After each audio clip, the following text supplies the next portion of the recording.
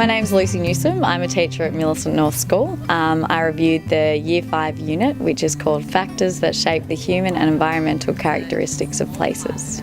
I loved it. I thought it was really interactive and engaging. I thought there was a lot of sort of project-based learning, which I know is really effective in the older years as well. So I thought it was really good, could definitely use it in the classroom. I think it'll allow me to teach multiple areas of the curriculum in an engaging way. I liked how it started back with the Aboriginal people and then it drilled right down to the present, so it made it quite local and relevant, which I think is really important to keep kids engaged. Probably a lot of the content I wasn't that aware of, just because it drilled into lots of different farming regions around Australia and how the climate affected what was farmed there. I was quite naive, I guess, coming from the city, and knowing nothing about it. But yeah, and having such a prescriptive unit written for and aiding me with all of that information, I think gives me more confidence in teaching it to the kids rather than coming into it blind and trying to teach them about something I know nothing about.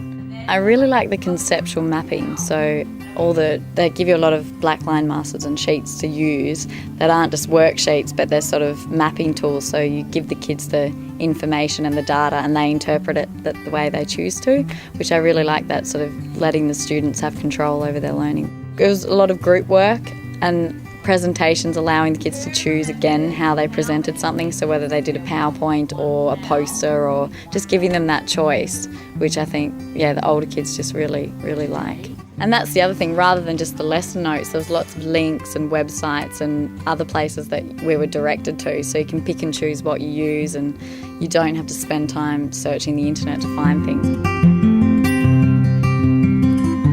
I'm Elizabeth Stuckey. I work at Mount Bear Primary School teaching Year 4-5s. I grew up on a farm, but I haven't actually taught agriculture in the classroom before. Teacher notes section of the unit was particularly useful. It gave lots of information and background knowledge that the teacher would need to have to be able to teach the unit, and that also gave them lots of ideas for where to go and get information from, so websites and things like that. I like the way that it crossed over into lots of different curriculum areas, so I like that there was lots of maths involved and history and geography.